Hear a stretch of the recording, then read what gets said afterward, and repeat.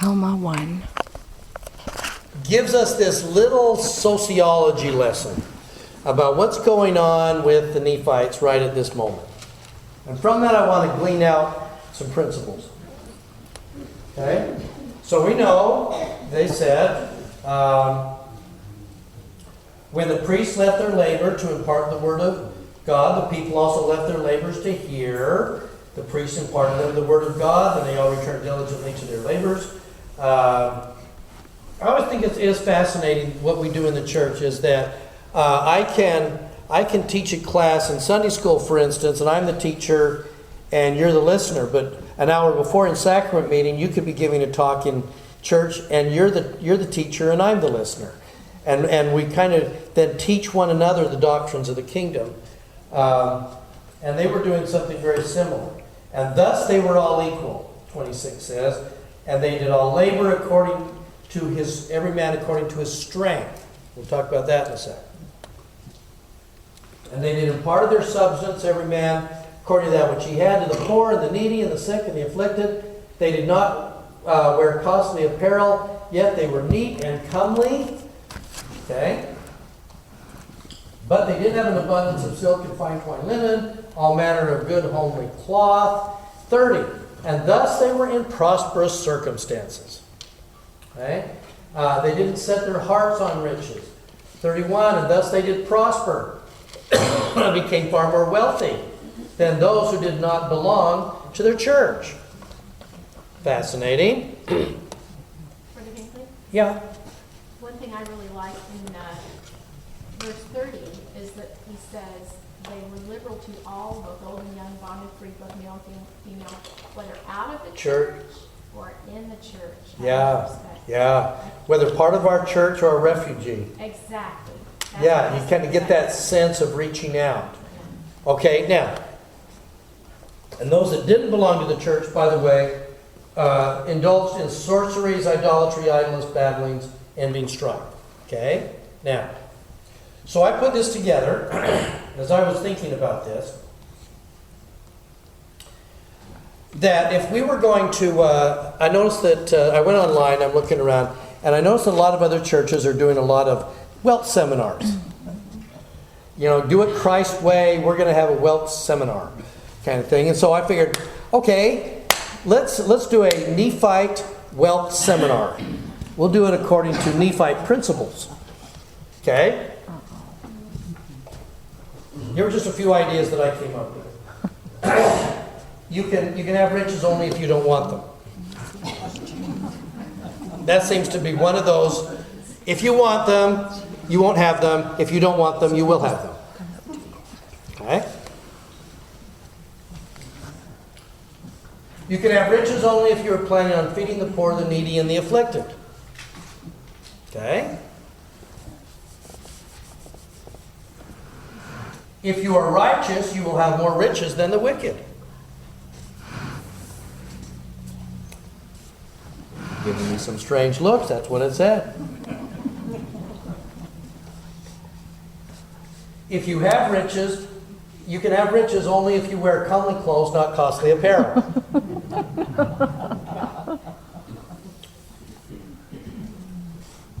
The plainer the clothes, the richer you are. Basically. Okay? Thus, my wealth is actually assigned to my righteousness, though I really didn't want it. Okay? What do you think? How does that work? Is that what we're hearing? Which part resonates? Which part doesn't? I think it goes back to what does the word prosper mean in the scriptures? Yes. What is prosper? I mean, we have members of the church that go on long missions and politician presidents because they can support themselves for 2 years or more. Right. Because they've made enough money to do that. Yeah. How does that work? So I've got to be, so in order for me to be able to go on a mission, I have to have enough abundance in what I'm doing to be able to not work for a couple of years while I go serve a mission. And if I'm a mission president, for instance, maybe 3 years and I'm going to pay for myself, potentially. Or you have somebody else do it for you. Somebody else, so I don't have very much, but somebody else who is more prosperous may pay for me. Okay, so that would mean that somebody would have to have some means here, some wealth, right? In other words, does this work if we all have just sufficient for our needs?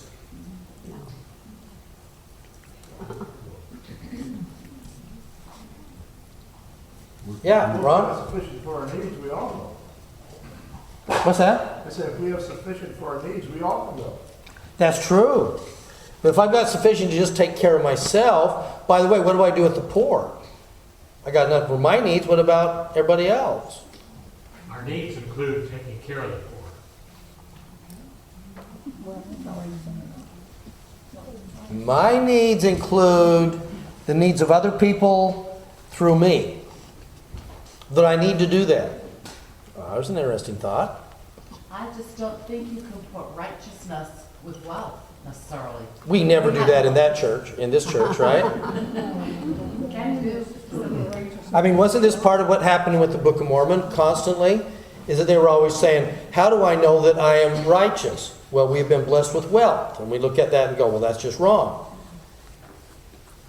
But don't we do that sometimes as we look around at sacrament meeting? Who's being blessed? That's the basis of capitalism, that my wealth is actually a sign of my righteousness, because that's the Protestant ethic. It is the Protestant ethic. That if I work hard, I will make a lot of money. And one of the ways that I know who is the hard worker and the wealthy people, or the righteous people, the good people, are the ones that have more wealth. And those who don't have it must not be righteous. That's right. I see squirming. The point is, you need to be wealthy and still be righteous, but not use your wealth as a symbol that you're using it. So you can have the wealth, just don't be audacious with it. You're righteous in spite of your wealth. You're righteous in spite of your wealth. Yes. Ah. Or like I mentioned before. You're not using it the same way. Right. You use the wealth.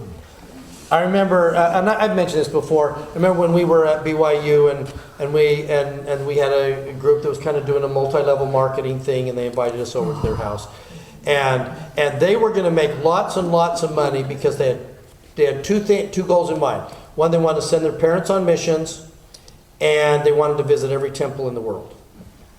And so because of that, they should get wealthy because they were going to be doing those things, and therefore it was okay. And then when I talked to one of the upper people in the levels there, he says, the Lord loves us. Look how much tithing we pay. Well, that's nice. Okay. So, well, now, but as we talked before, so isn't there a reverse? So isn't there kind of a reverse pride? I'm not wealthy, therefore I'm more righteous.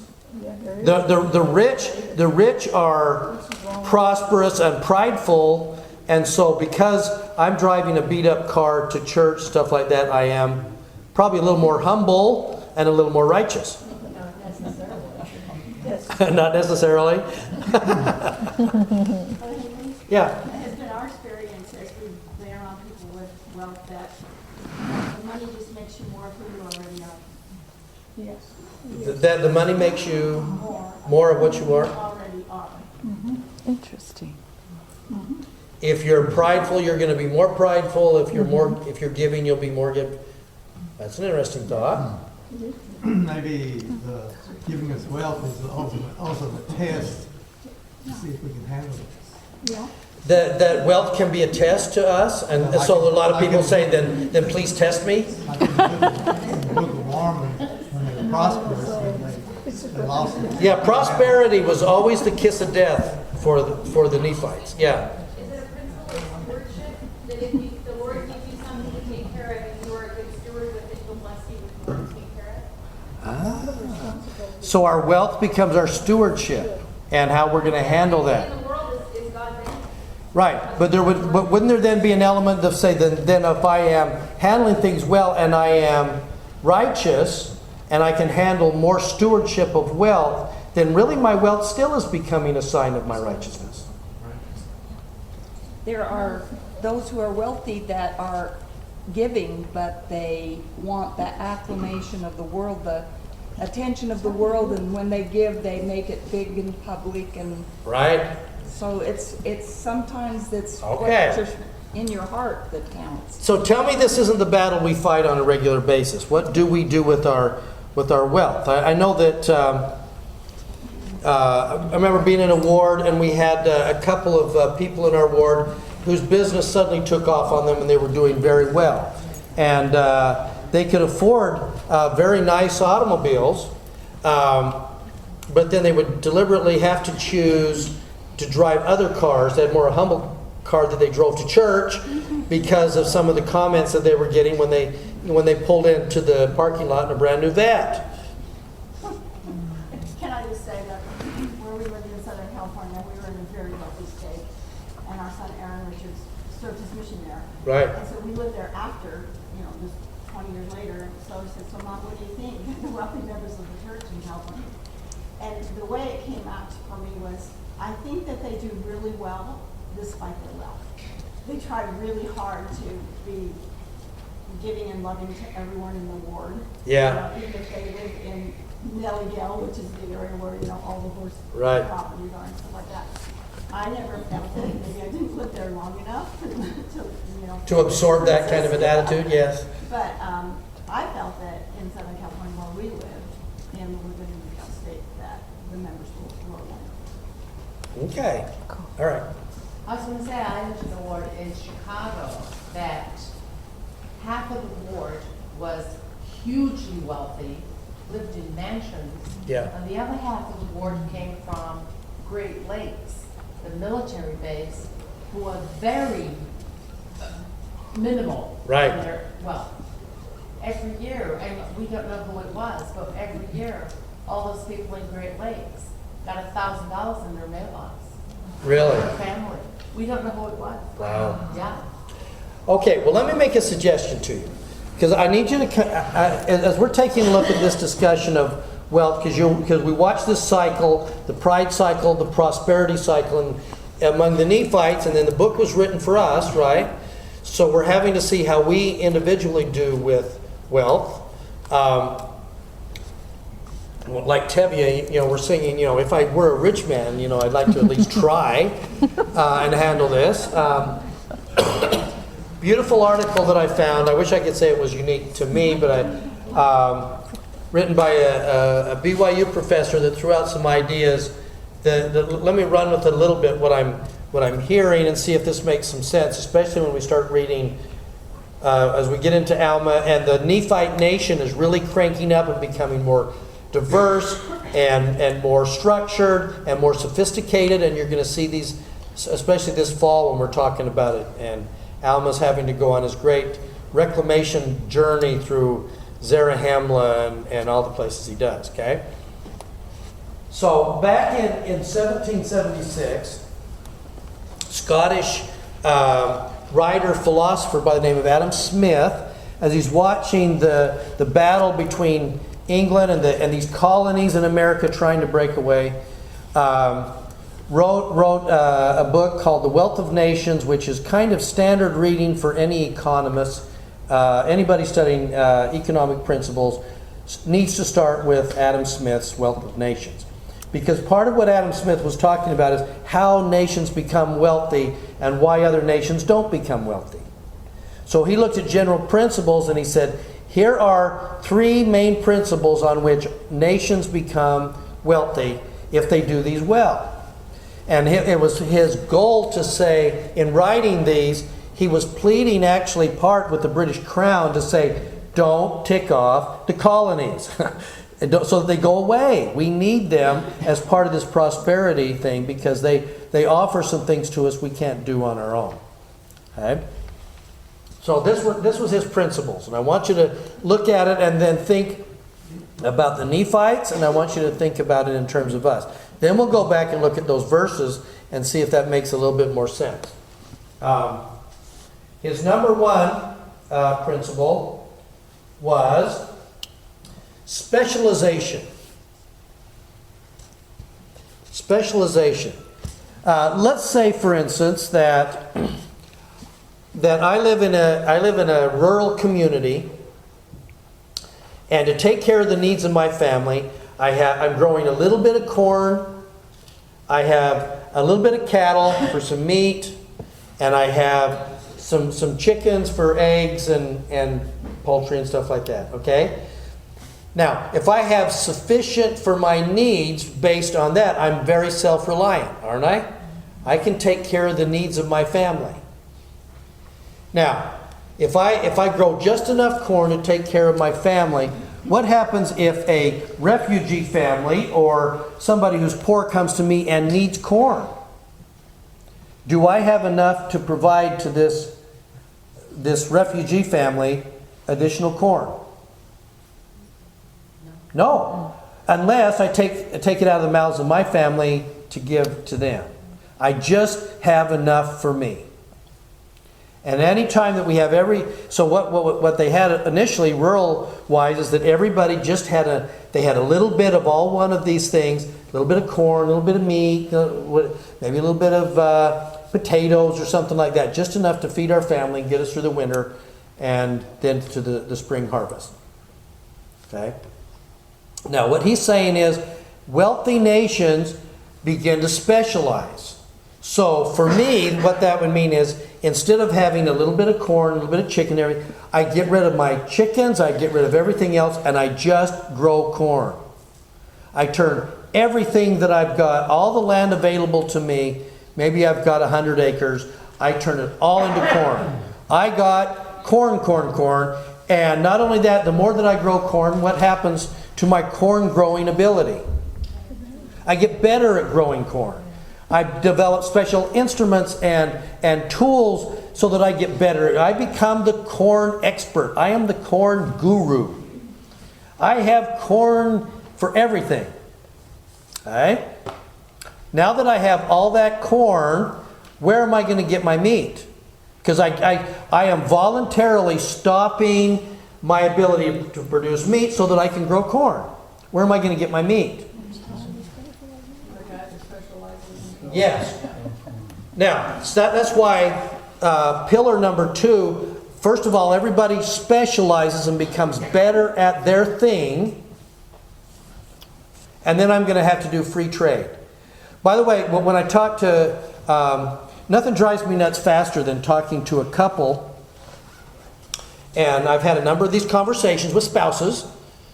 And they'll say, and mom is a stay-at-home mom. And the husband will say, I just don't like how she's spending my money.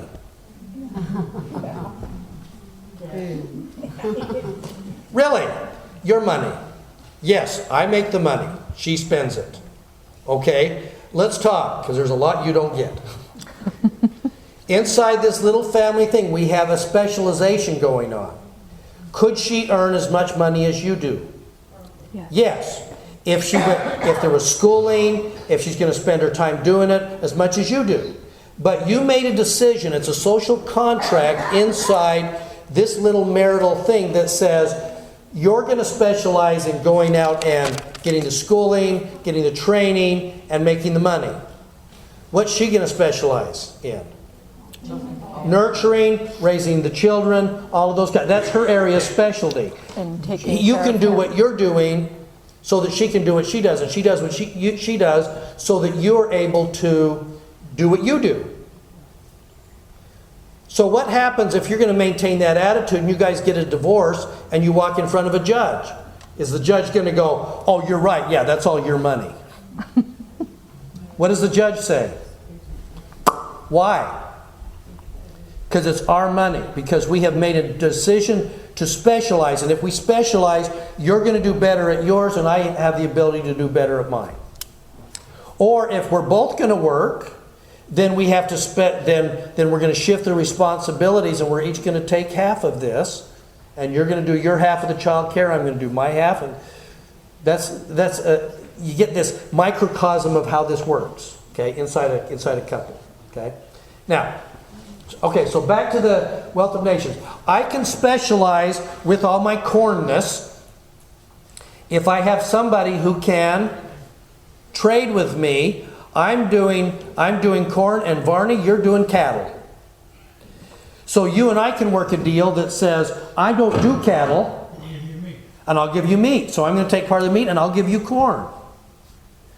And by the way, your cattleness, you got really good at the cattle thing. You know, you have special tools, you got enclosures, you know what you're doing, and you get really good on the cattle thing, so you become specialized in the cattle thing, and we're able to trade.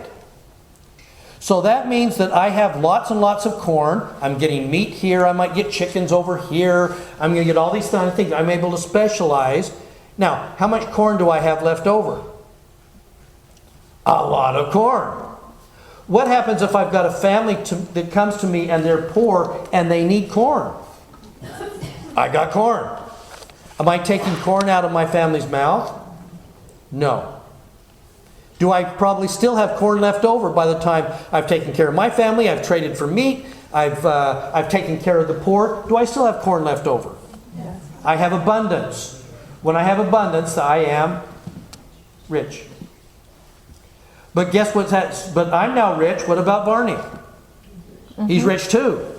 So we're getting rich at the same time. Is that bartering? Yeah, so now we're bartering, we're trading. And so what's happening is the rising tide is raising all the ships. We're all becoming wealthy at the same time because we have to be able to specialize, and I have to be able to trade with other people who become specialists at their thing, and they do some things better. I know, for instance, that if I'm going to, a while back, the tile is falling off of our shower. So Mr. Therapist Counselor is going to go in to try and fix the tile on his shower. Oh, it's bad news. Yes. All the tile things are ski-wompers, and they're not really staying on very well. And it didn't last very long till I actually broke down and say, I'm going to take part of what I'm earning over here in my counseling business. I'm going to hire a guy in our ward that goes in and went, well, you didn't put the plastic thingies in there so that the tiles will stay here, and you used the wrong stuff to. I'll do it. Great. In one day he did what took me all weekend, and his job looks better. Just like the wonderful people that mow my lawn every Friday. They're better at it, quicker. They have the right tools. Okay, and we trade and we barter. Everybody's richer as a result of that. Okay. Now, you think of one more thing that might be needed according to Adam Smith. You're going to specialize, and now you're going to trade. What else has to work for that to happen? Freedom. Freedom to do what? Yeah.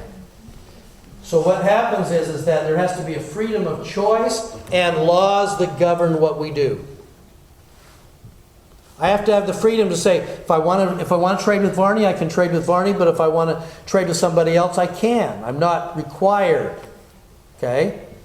Especially if Varney isn't giving me back very much meat. It's kind of being stingy on that side.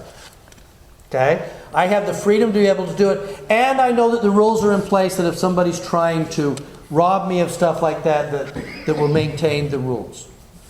Okay? So it has to be done in an atmosphere of freedom. Does that make sense?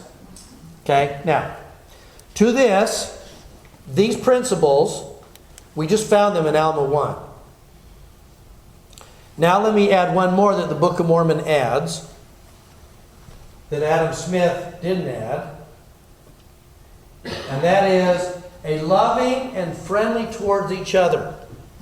And this is the process of at-oneing with each other. The goal of at-one-ment is to come together with love and caring and becoming one. And a lot of times we talk about becoming one and at-oneing in terms of our reconciliation to God, and our at-oneing in spiritual things, and our at-oneing in revelation. But have you ever thought about the possibility of at-oneing in terms of sociological, economical, coming together in industry? Uniting. And we're uniting. Cool. Remember, Zion, a couple of things distinguish Zion. Number one, they were one in heart. And how do we know that we walk into a Zion society? There are no poor. Why this? Isn't that the United Order? The whole idea of the United Order was that there would be specialization and people doing the things that they do well according to their strength. We could say according to their talent. And that means that we're going to trade with one another, but we have to love each other, trust each other, care about each other. And it isn't saying that in Zion there are poor, but we're providing fast offering funds for them. It says there are no poor. Why? They have become wealthened, if that's a word. We've lifted them up to become as prosperous as everybody else. And how are they going to do it? We're going to take the poor. What are we going to do what with them? Educate them. Have a specialty. Now they're able to trade. Now they're able to share. That's what we do. Well, there are always going to be individuals born who have very serious mental or physical disabilities, who will not be able to fit into that. Absolutely. So into that comes according to their strength, and you're going to say that they're going to be those that, because of physical or mental disabilities, their strength is never going to be very much. In a Zion society, you're able to put them into a place where they're able to have their needs taken care of. Okay? And they do share what they can. They have their little gifts and talents. Yeah. They're going to be wealthy because they're going to all be honest, and that they're all going to play by the rules. Yes. And that is the underlying piece to all this, isn't it? It says we have to have this trust and love and caring towards one another so that we know that we're not being cheated. So that we know that if somebody breaks the rules, it will be punished. Okay? Now, does this make sense so far? Because the idea is, and what we're going to be talking about over and over here, is the idea of at one end. We need this is an atonement on a temporal, physical basis. That's why, and Cindy says this always gets me in trouble. This is when I always laugh heartily at the idea of self-reliance. That we need to be able to take care of ourselves to a certain extent and be able to be reliant. But at the end of the day, in a Zion society, are they self-reliant? No. We're inter-reliant. We are inter-reliant upon another, which is, I'm going to do things well, you're going to do things well, and I'm not ever going to assume that I can do everything for my family all by myself. I can't. We are both going to be more wealthy if I recognize what I do and do it well. You recognize what you do and you do it well, and we trade. And I'm going to be reliant on you for some things. You're going to be reliant on me for some things. That's how it works. That's why, brothers and sisters, we have to be able to serve in the church, but we also have to receive service. We have to give, but we have to receive. We have to bless the lives of others, and then there are sometimes we have to say, I need help, help me. I'm outside of my ability to do whatever I can do. I need your help. You're the expert, help me. On this thing, I'm the expert, I can help you. We're never self-reliant, we are inter-reliant in a Zion society. Does that make sense? Okay. Economics 101. Kind of a little side note to this, I don't know how many questions that I heard when I was working for years with the welfare services and the church shut down the canneries. Yeah. Well, that was... When the church shut down the canneries, that was tough. Well, we still have canneries, but we have 10 that outproduce 120.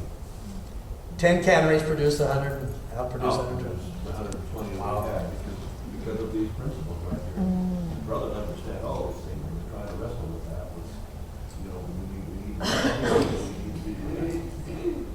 Okay, so let's see how this works.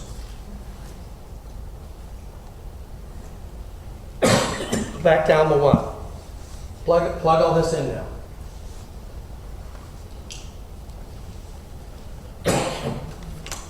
And 26. And thus they were equal, and they did all labor, every man according to his strength. What does that mean?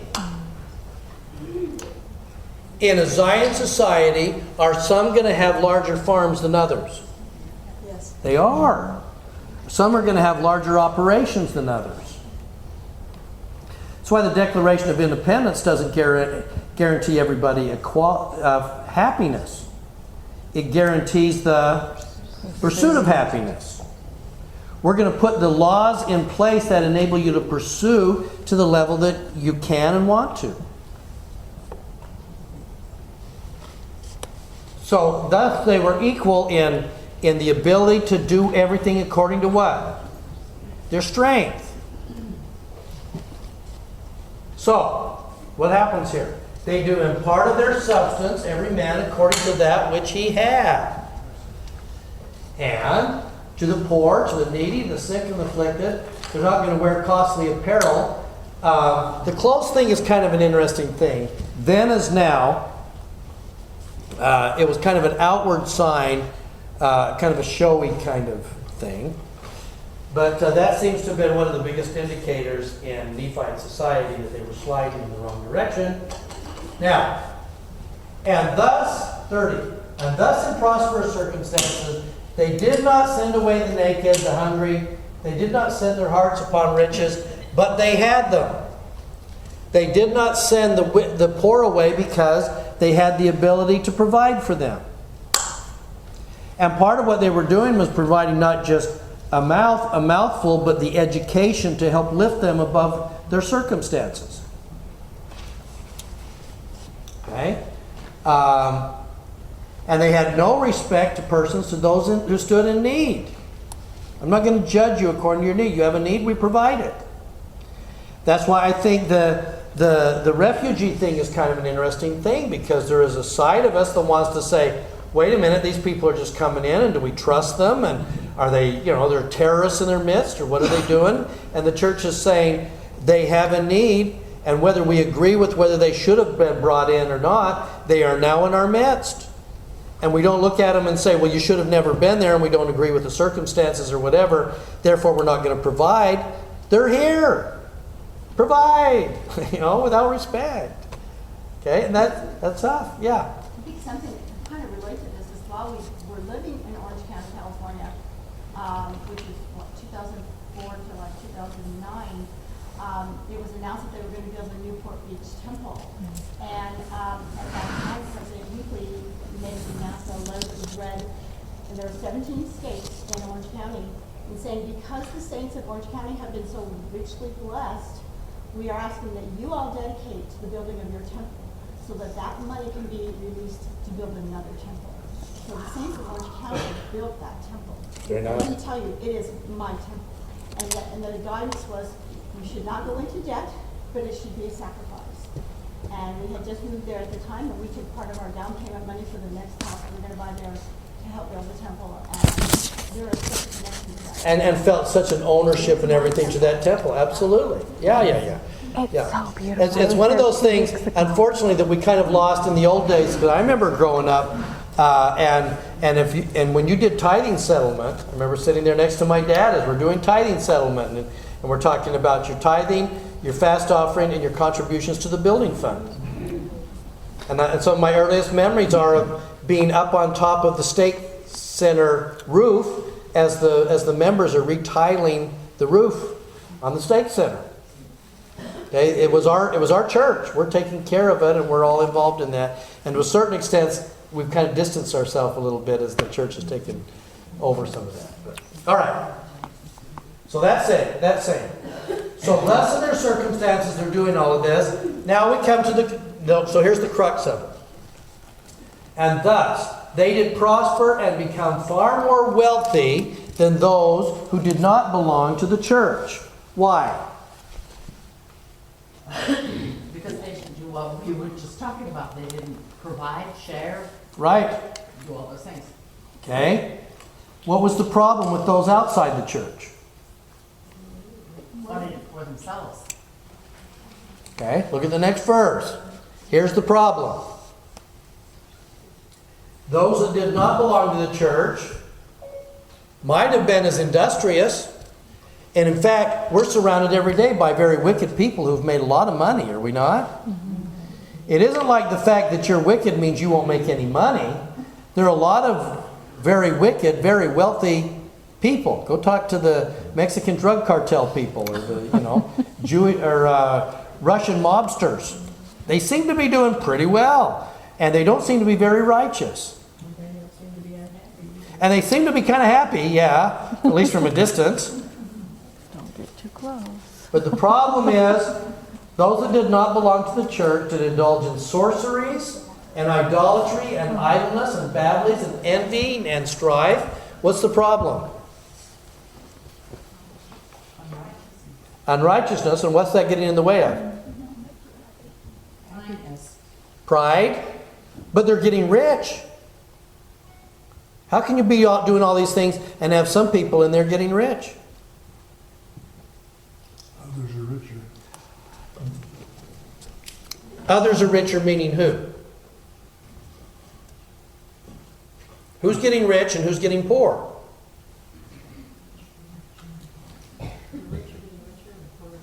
Why? Why are the rich getting richer and the poor getting poorer in this setting? Ron? The rules. You know, the integrity. Yes. The play by the rules. But I don't want to play by the rules. I'm rich, and I want to set up, and again, we're going to see them set up kind of judges and everything where they're going to treat people differently, which means some people are going to get rich in a wicked system. Who gets rich? Those who are already rich. Yes, and how do they stay rich? By paying off the judges. Yeah, so now you start to get graft and you get rules don't apply to everybody. In this kind of society that we're talking about, what's going to happen is a few people are going to get rich and a lot of people are going to get poor. That's our political system. Yeah. So again, if you're going to any like third world country, it isn't like you could walk into Venezuela's falling apart. Are there any rich people in Venezuela? Oh yeah. Are there poor people in Venezuela? Most of them. So what happens without the things that we just talked about, the freedom, the specialization, that kind of thing, some people will get rich and a lot of people are going to get poor. And that envying and strife and stuff like that and the wickedness and the idolatry means some people are going to get raised above each other. That gap keeps growing too. And that gap grows. As opposed to the prosperous nations where the righteousness generally of the population means it's a rising tide that lifts all the ships. Everybody gets wealthier together.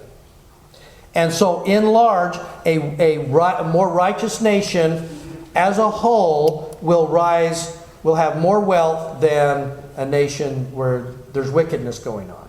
Does that make sense? And the sad part is, we look at our country right now, and we see this happening. Sure. We start seeing, are there special rules? Are there things that some people get that not everybody gets? Yeah. Okay. That's why we do elections, hopefully to root some of that out.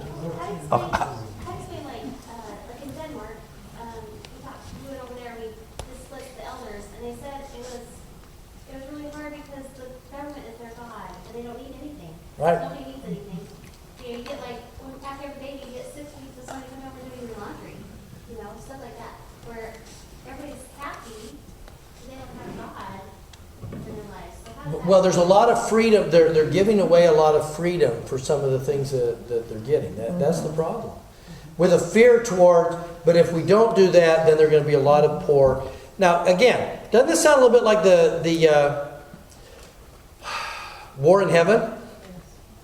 You know, the freedom means that people may choose poorly. But overall, everybody's going to be enwealthened. They're going to be endowed. They're going to be exalted. Okay, Marlo? Appears to me that the difference between the wealthiness, I can use that word, of the Nephites versus the unrighteous people who didn't belong to the church, is that the Nephites began to realize that loving one another and taking care of one another, sharing substance, was part of that loving each other. Yeah. And people who did not belong to the church, they were loving things.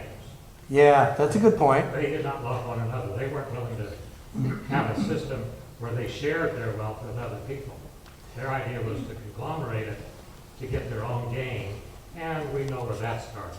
Yeah, and again, the fascinating thing is that this sense of if we're going to draw closer together as a community and we take care of each other, that actually we end up raising the prosperity of everybody inside that community, where when we're doing envying and strife and wickedness, we're afraid that if I give you something, I'll take away from me. There's not an abundance. There's just a disparity, and if somebody else has something, then I'll have less of that. I gotta get more marbles than you. Yeah, and so that's when we're in that setting, and somebody, for instance, in a ward gets doing really well, or their talents are showing, and they're doing great. We somehow think it's taken away from us somehow because somebody else is doing better, and we get envy of their acclamation or the things that they're doing. Okay, so the principle then that rolls out of this is that working for the establishment of Zion, and it seems like we've all kind of covenanted to do that, haven't we? Don't we on a regular basis kind of make a covenant to seek for the establishment of Zion? Isn't that our goal? Okay? The establishment of one heart and one purpose and one mind, and it's also economic, spiritual, and emotional oneness. So in a sense, we're also seeking for the economic, ultimately, oneness that comes with the right principles. That we're going to reach out and try and educate and help and teach people to be able to raise their own circumstance. Okay? All right. That said then, so we are under covenant to help in this creation across the board. Now, with that said, again, Mormon's going to put a couple of chapters together here, and I was surprised when I saw them as two separate issues, and the more I started taking a look at it, the more I realized it was all the same issue.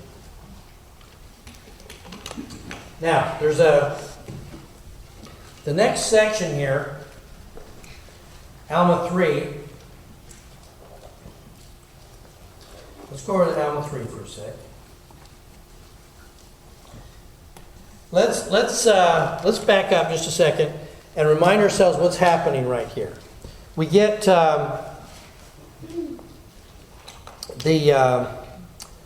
under Amalekite. I never know whether it's Amalekites or the Malicites, or call them the Amalekites. Amlicites. Okay, we'll call them the Amlicites. Okay, they are Nahors. They are living under this idea of kingcraft. We talked about last week where it wasn't so much priestcraft as much as it was kingcraft. They wanted to become kings. Why would they want to become kings? So we can become wealthy. And we get to control the wealth. And really what that's going to mean is, I'm a king, I get to be wealthy, and you don't. So you see this disparity built in already to their philosophy. Okay? Now, we find out that they try and get a vote to take over the government. They are voted down. Therefore, they go to war against the Nephites to try and enforce it by sword. That we should be in charge. We should be wealthier than you. We're going to try and enforce that. Now, I'm going to come back here to their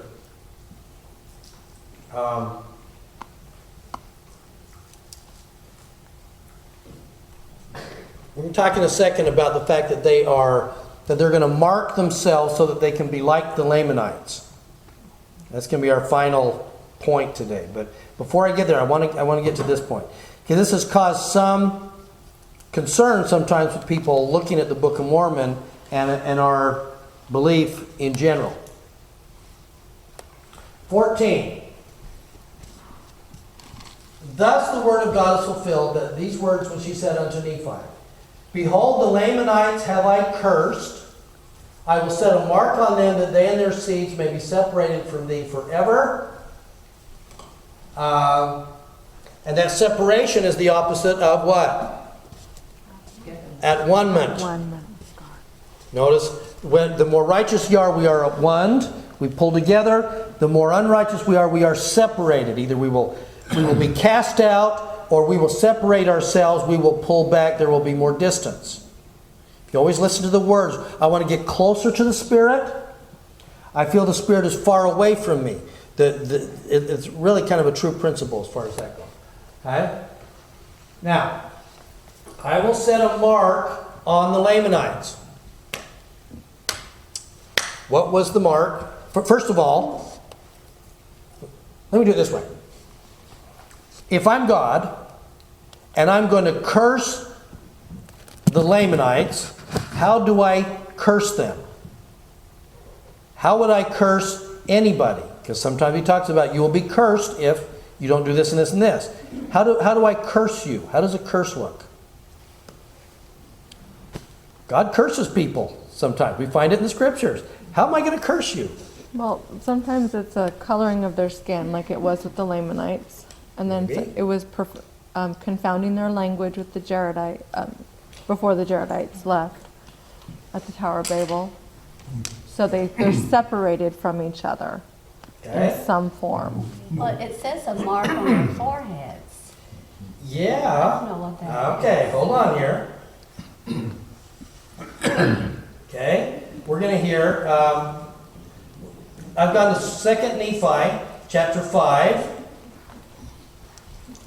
When Laman and Lemuel and the brothers are going to separate themselves from Nephi, he had caused the cursing to come upon them, a sore cursing because of their iniquity. And they hardened their hearts unto him, and they had become like flint. Therefore, as they were white and exceeding fair and delightsome, they might not be enticing unto the people of the Lord God, it caused a skin of blackness to come upon them. Okay, now, that's led to some people looking at the Book of Mormon and say, well, see, it seems to be kind of racist. Doesn't it? Okay, so let me back up a little bit. If I'm God and you're not keeping the commandments, how do I curse you? Because we find it's not just the Lamanites. He's cursed the Jews in Jerusalem. There's a history of God cursing people that won't keep the commandments. How does he curse people?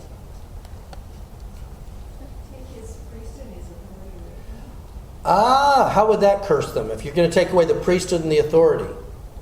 His presence, from his presence. His presence, meaning his spirit.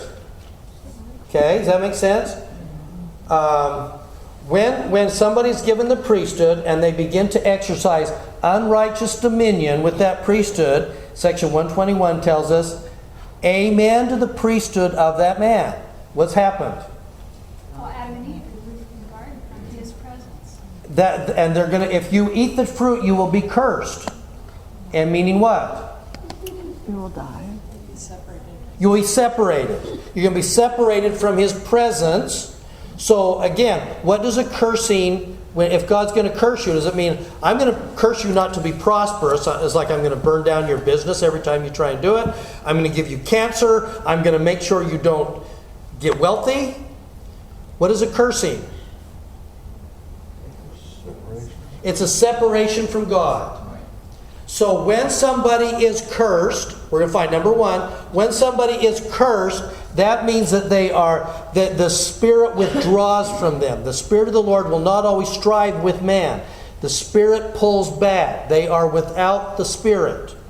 So number one, when somebody's cursed, the Spirit is withdrawn. And number two, how did that cursing happen? It was their own dang fault.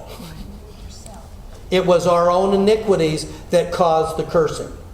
So in verse 24, it says, and because of their cursing, they did become idle people full of mischief, but technically it's probably because they were separated from God. Yes. So what happens when you pull the Spirit back from somebody? So they're completely hardened to the Spirit. What happens to them? Their lives become darkened. Oh, it does become darkened. Now you're getting closer. There's two spirits. Have you ever been around somebody who had been in the church and doing well, and then they're really struggling, and then they're out of the church, and then they hate the church? What do we say kind of commonly about them? They appear darker. The sparkle is actually The gone. sparkle goes. Is Yeah, out of their eyes. there's not as much light. They are darker. So when I look at verses in here that talk about a darker skin, could be darker. How much of that is symbolic? I don't know. Because the more I read about the skin of darkness and stuff like that, the more confused I get. I don't have an answer. Aren't they also cursed with a smooth skin? Maybe. I mean, And no beard, like. Right. But by the way, this leads then though to some of the statements that have been made that are not true, that suggest that the more righteous we become, the lighter our skin, and the more wicked we become, the darker our skin. So that's with all of the Mormon myths that kind of grew up around the Negroes and being on fence sitters and stuff like that, and they were less righteous. Those were myths. It's not true. And the church is saying it's not true. But sometimes those beliefs started sneaking in that just said, if the more righteous we become, the lighter we become. Well, listen to the language. As we are less cursed, that there is a lightness. It's more to the light we go, or more to As we have become more light, yes. That there's a much more of a symbolic thing. In the very sense it says, when I curse those, they become loathsome. Why? Because they're dark and we don't like dark people? No. They're loathsome in that They're sinning. We don't like our skirt. no, because their cursing that was upon them, they became an idle people full of mischief and subtlety and. Now, there's another phrase here that just jumped out at me, and it's one of those things that you may not have ever looked at. I certainly hadn't. But look at this last line in verse 24 that gives you some idea of who these people became. They are going to hunt beasts of what? Okay, now stop. If I'm gonna go deer hunting, and I'm gonna go hunt deer or rabbit, because I want meat and I like venison, I'm gonna go deer hunting. Am I hunting beasts of prey? What's a beast of prey? Lion. I mean, Enos is hunting beasts in the thing he's getting meat. Laman or Nephi with his bow is hunting beasts so their family can eat.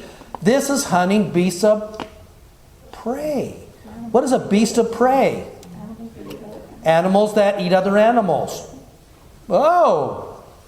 Now, if this takes place in Mesoamerica, the number one beast of prey down in that area, like in the Yucatan and southern Mexico, is the jaguar. Brazil. Okay, so lions and tigers and Oh my, yeah. But it says they did seek in the wilderness for beasts of prey, meaning they were outside a lot. Yes. Oh, you think they're tanner? Yeah. Maybe they are. But Okay. the others would be outside too. Okay, but again, now, if I'm hunting beasts, why in the world, rather than go find a nice deer, why would I be hunting beasts of prey? Because they're not happy inside and they're trying to find that excitement in There's life. an excitement there. Yeah, what else? Why else would they hunt beasts of prey? Maybe because it makes them look more macho or it's more ego. Yeah. Anybody ever, back in the day, did you ever watch, what's the movie with Kevin Costner and the buffalo? The Tonka. Dancing with Wolves. What would happen when they kill the buffalo? They cut open and they reach in, they grab the heart and eat it. Why? Because it gave them strength. Right. I'm going to drink their blood. I'm going to eat their. In fact, we have several cases where the apostate Nephites are saying they're attacking the Nephites, and their goal is to kill the prophets and drink their blood. The same thing was made by the covenant that these guys made in Nauvoo to kill Joseph Smith and drink his blood. Why are they? That's gross. Why are they doing that? Because they are gross, yes.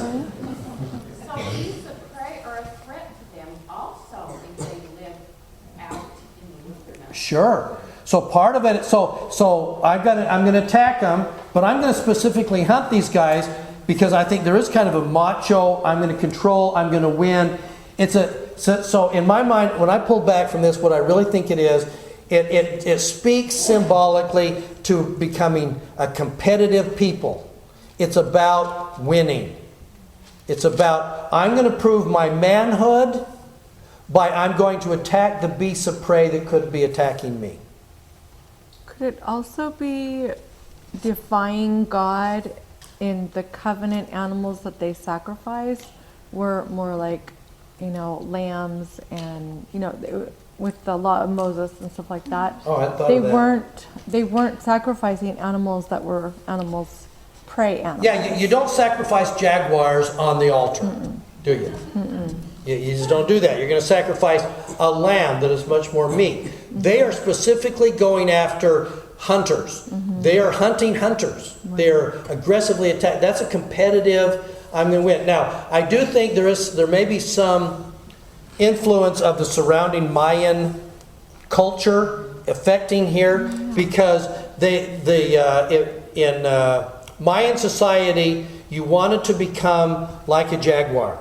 If you are king, you want to look like a jaguar. That's why they would, when children were born, they'd place boards on their foreheads so that their foreheads would grow with a slant. They would file down the teeth here, pull the eyes back so that they start to look like a jaguar. You're trying to look like God. If the jaguar is the God, you want to look like him. And I think it's the influence of the Nephites also saying, we want to become like God. And they're saying, well, we are trying to become like God. I look like a jaguar. Well, that's nice. And if I'm going to conquer the gods, I will conquer the hunters. I will become like them because I will drink their blood and therefore I will take on their strength. I think without spirit, which is what we're talking about right now, we're talking about the influence of Satan. Yeah. And if Satan is in there, then they're becoming satanic and dark and... Yes. And competitive. Right. And competitive. That's what I'm saying to you. That's why these two chapters, I think, are close to each other.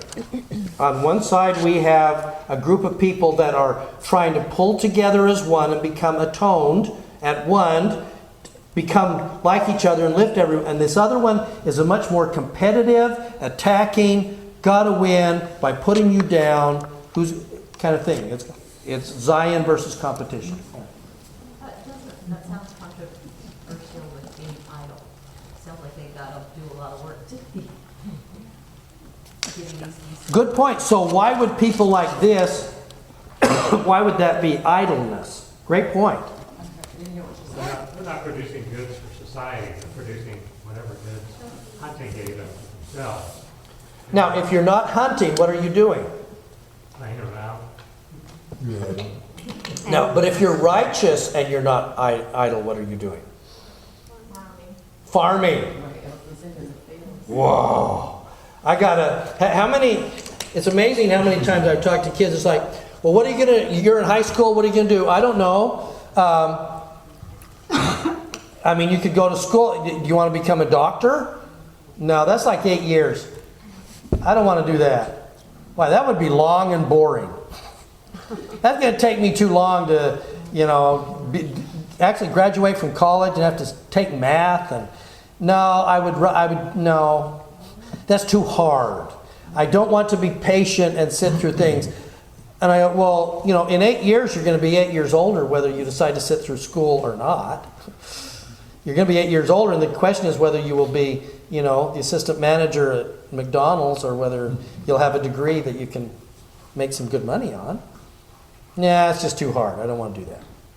Well, the way the Lamanites lived was probably more risky as far as, they would have to pack up and go somewhere else if they couldn't find prey where,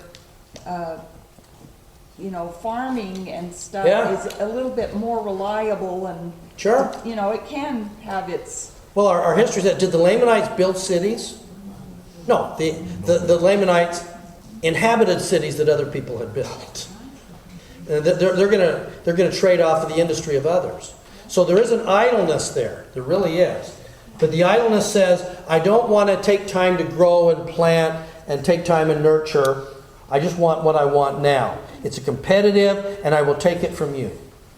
I think of the word reckless behavior. Yeah. You see a lot of people these days that just want to play and take drugs and get high and then race cars and then do not that It's about adrenaline. Life in the fast lane, adrenaline. Yeah. As So opposed to using your time and resources to be productive for society or for your family or Yeah. something of value as opposed to just. and then move on to the very next thing.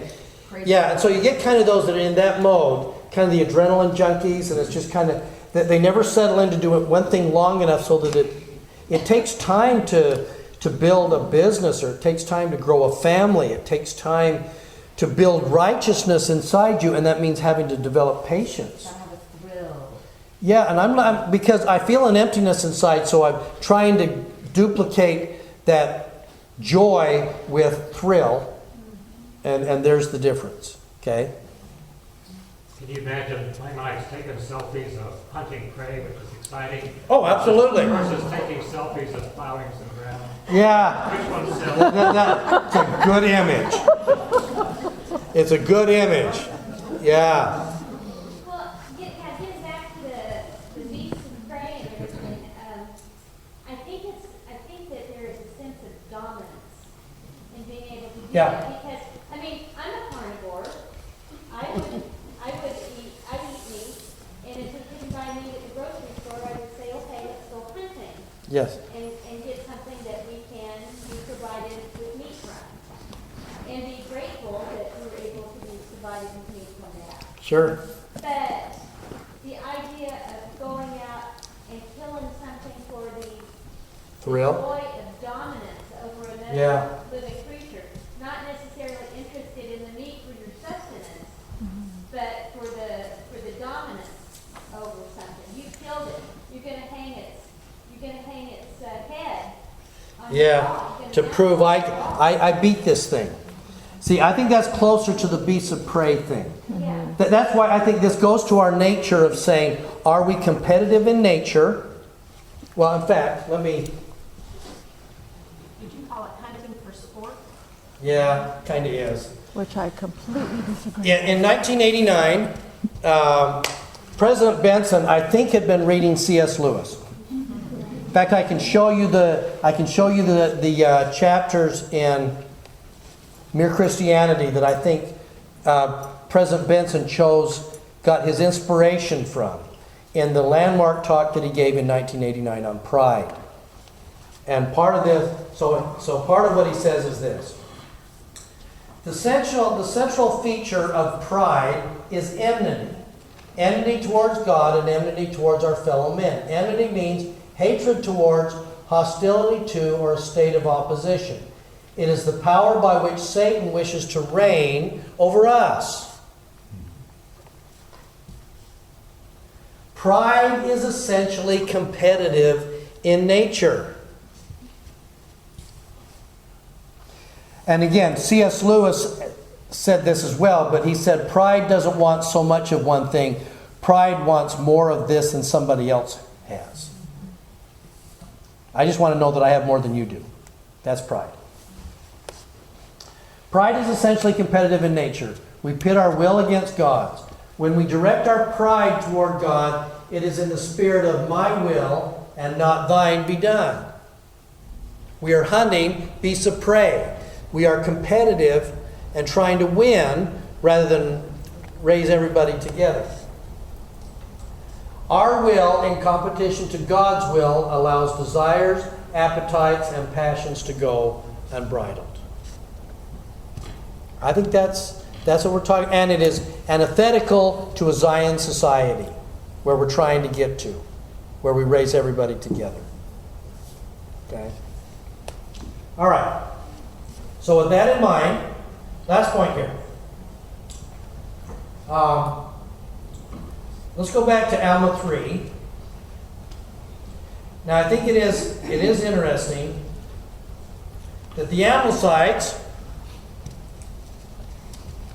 When they decide we can't win the election, we still want to be kings, so we're going to use the Lamanites as muscle. We're going to combine with them, and now we're going to work together, us and the Lamanites. Now we're going to attack the Nephites. The Amlicites were distinguished from the Nephites, verse 4, for they had marked themselves with red in their foreheads after the manner of the Lamanites. We don't know what the Lamanites had on their forehead, but they had something. That's why I was using this. It's an Olmec mask there, and they've got things across their forehead. And as I look through all the Mayan and Olmec stuff, that seems to be really consistent. There would be something up here that would mark them as who they are, their bravery and all of that. The Amlicites were distinguished from the Lamanites. They had marked themselves with red in their foreheads. Nevertheless, they had not shorn their heads like unto the Lamanites. Now, so basically what they're saying is that as the Amlicites were uniting with the Lamanites, they wanted to become more like them. Now, let me ask, when you have people that make no mistake, our LDS culture, well-lived, is at times going to be at odds with the general culture around us. It just is. And everything from the prophets are saying this will become more, those boundaries between our culture and what we do and what we believe will become more and more distinguished from those around us. Now, if it's youth, if it's adults, whoever, if you're kind of uncomfortable with not wanting to look so weird, what can you do to unite yourself with the outside culture? How can you mark yourself so that you look more like them? Tattoos are nice. Piercings. Although I saw one online the other day, a tattoo of the angel Moroni. I thought that was a nice blending. You could wear your pants around your knees. Yeah. Yes. But do the baggy pants thing. Okay. You start to, but what you're saying is we're going to try and dress like them and look like them. But distinguish ourselves from them. How do we, and why are we doing this? Why are we marking ourselves to be like them? Because we have to set ourselves apart. It always makes me laugh, and it happens every year. You know, when we go up for Ed Week in August, and I look around at some of the youth running around, like in Utah County, that is something like 80% LDS. And if I'm an LDS kid in Utah County, and I know I'm being real prejudicial, but after having living there, I can, yes. And I want to prove to my parents and people in church that I ain't going on a mission. I think the church is stupid, and I want to be more like the kids at school. What do I need to do? Yeah, I need to have T-shirts. What else? Nose rings. Nose rings are nice, aren't they? See, I'm going on a mission. See, and hairstyle. See the mohawk. I ain't planning on the mission. Now, I just need to let you know that I'm not Peter Priesthood. And I can't just I have to do it in an outwardly sort of way that tells the world where I'm going, what I believe. I'm smoking, see? I'm not one of them. I actually saw that after I dropped my son off at the missionary training center. I went to the mall just to walk around and do whatever. Oh, yeah. The contrast was incredibly stark. And I've lived in the city a long time, and I see this stuff all the time, but it was incredibly it's darker. Where you have a predominant LDS culture, there is a pressure on kids that don't want to be seen as part of the LDS culture to distinguish themselves, to mark themselves as different from the kids inside the culture, And I've got to prove whether I'm a seminary going kid or whether I'm not. It's huge. But but you understand, that's a uniform. It is a Right, uniform. right. It is, and you see them all rebelling together. Well, the one thing I appreciate is when we go to church, there's standards set. Yeah. And we know how we dress. We come in a Sunday dress. It's not optional for other things. Right. Other ways. And there's certain things that we still have our standards by. Sure. And we are gonna keep those standards. I appreciate that so much. I've been knowing what I'm to wear. Sure. And how I dress when I go out in public. So, but here's our challenge now. And I think it happens here, and I think it'd be more of a challenge there. And sometimes it's these kids and even adults and converts coming in who have been so a part of that culture, and they're making the transition into the church, or we've got kids in the church that are going through a period of rebellion that want to somehow mark themselves as part of the outside culture.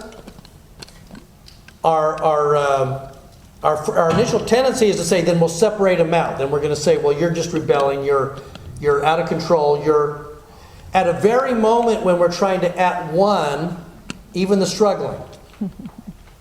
Which means that we have to look inside ourselves, that when we watch people marking themselves as part of the culture, that we don't isolate them and reject them immediately. Does that make sense? Yes.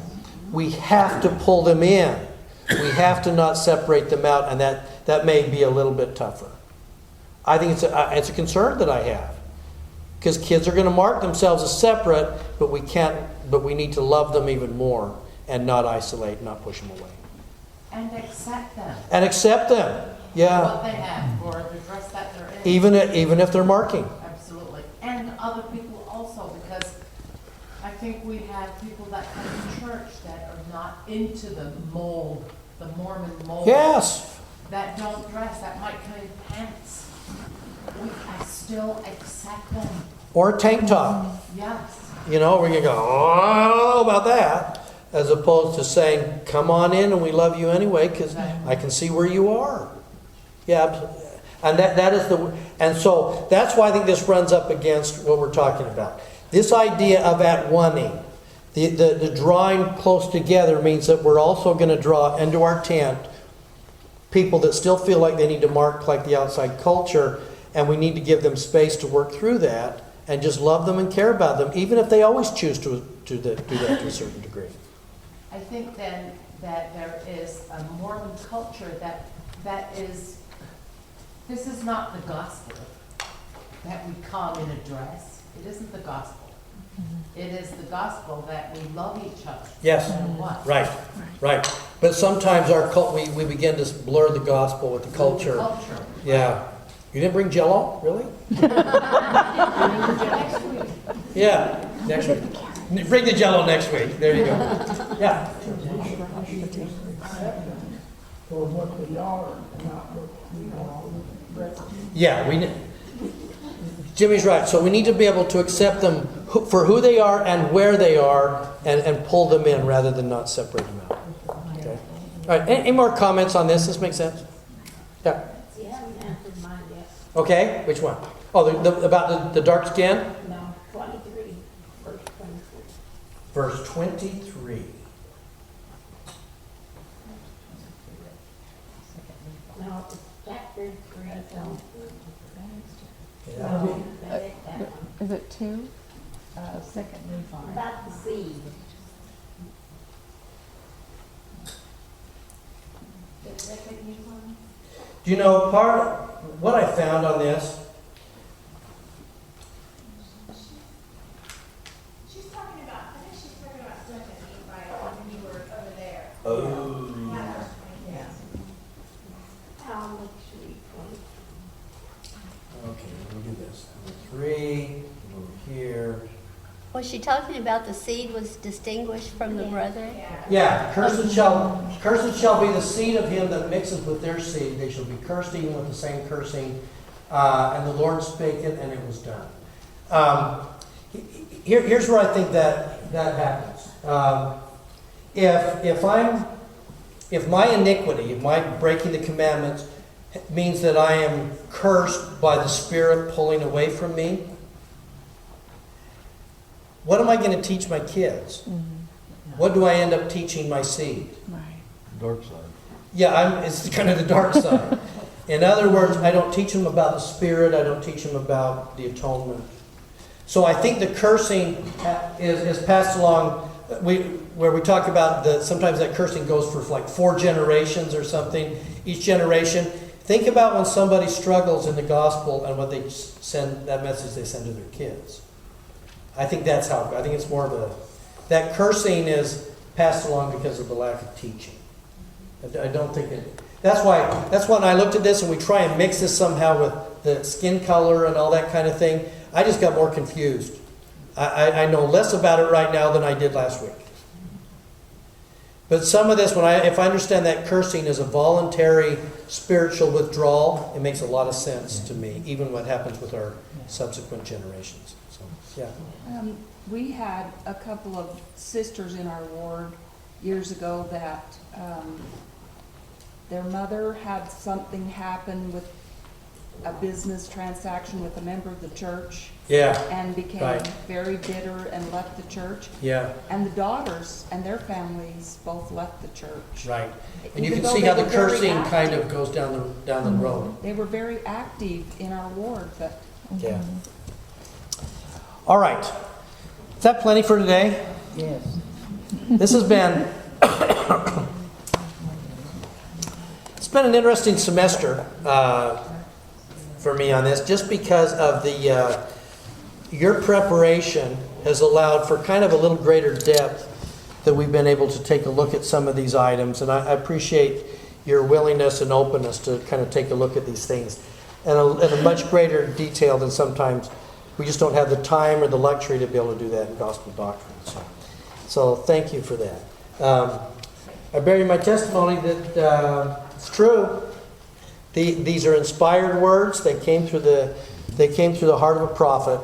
And if we look at it, this kind of lays out what we need to do in our life on a regular basis. And I leave that with you in Jesus' name.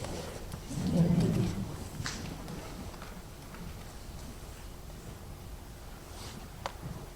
Our Father in heaven, we are so grateful for the many blessings that we have been given. We're especially grateful, Father, for this opportunity that we had to come and feel of the Spirit and learn more of Thee.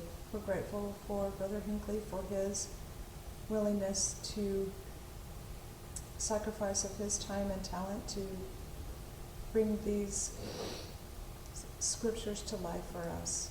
Heavenly Father, please bless us as we go forward in our week, that we might be mindful of the needs of others, that we might be prepared and ready for missionary moments, that we might be loving and accepting of all of those who are around us. And these things we pray, Father, in the name of thy Son, Jesus Christ. Amen. Amen.